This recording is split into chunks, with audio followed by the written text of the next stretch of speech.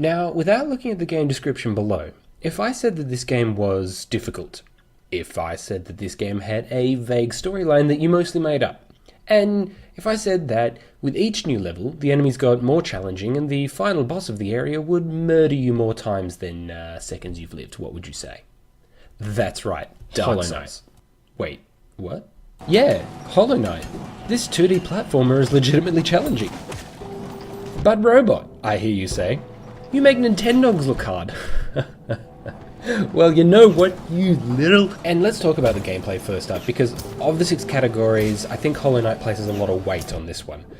Dying is ridiculously frustrating, and there should be a mode where instead of a sword they give you a baby's rattle, but it's challenging enough that I still pick myself back up and I try again.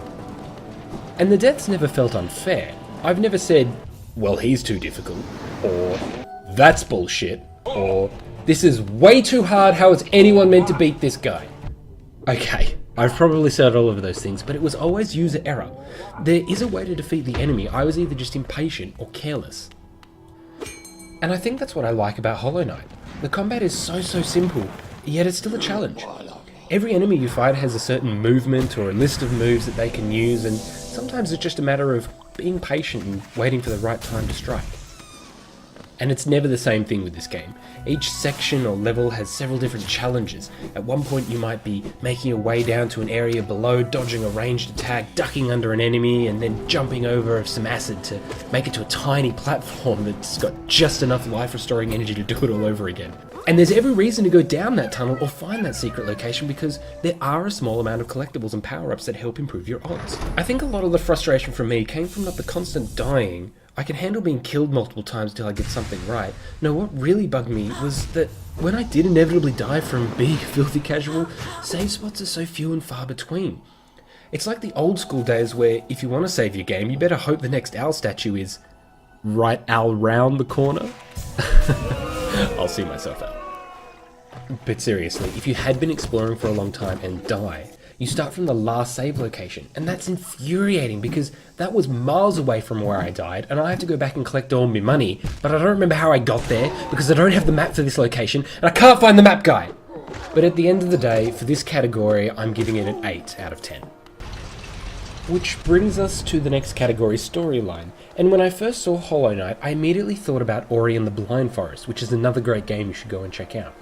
And wanting an Ori and the Blind Forest too, I bought it. And here's the similarity to Dark Souls and Bloodborne.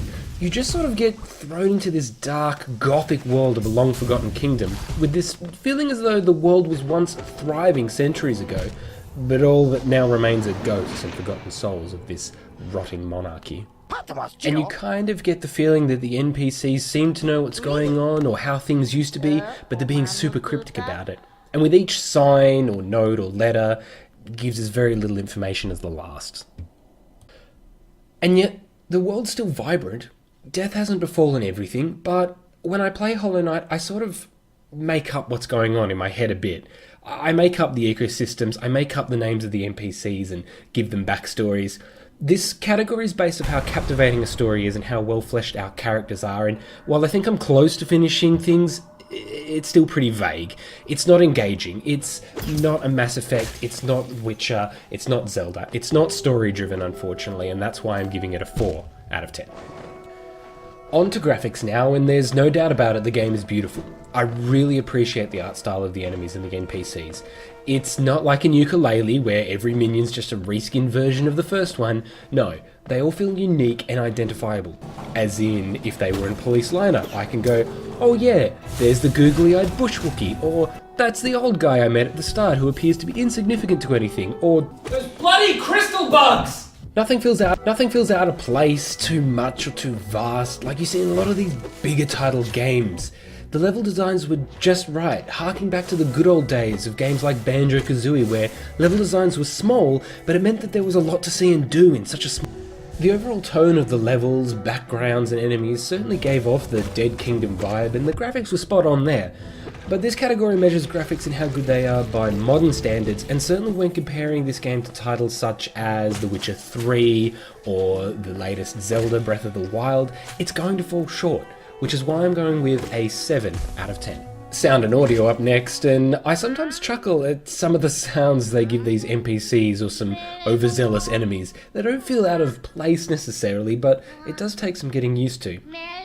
But the overall sounds are fine. Again, it's not going to be the graphical equivalent of ear-bleeding 4K, but the sound you make when you swing your sword or you hit an enemy are nice.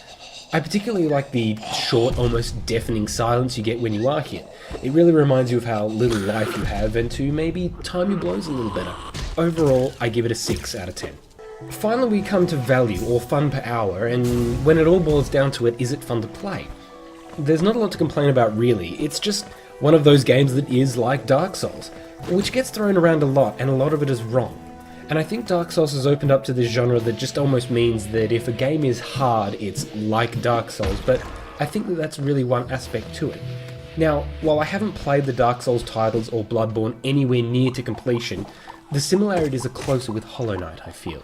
If you're like me and you're more of a casual, looking for something fun to unwind from a busy day with kind of gamer, then you might be inclined to wait for this to go on sale if you want to give it a go. It's roughly $15 US at the moment, and if you can wait, try and pick it up for under $10, and I'd say you'd easily exceed the fun per hour ratio. For those of you who have played and enjoyed Dark Souls, this will be an easy purchase. It may not be on par with the Dark Souls difficulty, and I think that comes down to the 2D environment limiting movesets, but with so much to explore, collect, and fight, I think it's forgivable. So for this category, I'm giving it a total of 6 out of 10, which brings the total score for Hollow Knight to 31 out of 60. At the end of the day, this category measures if I personally feel the purchase was worth it and whether there's any replayability, and I think this game is one of those ones where you can play it for a couple of hours and put it down, not come back to it for days, and then just pick it up and play it for another couple of hours. In terms of replayability, I think there's lots there. I think when you go to play this game in 2, 3, 4, 5 years down the track, I think you'll still enjoy it just as much as you have now, and I think it's going to be one of those games that is remembered fondly.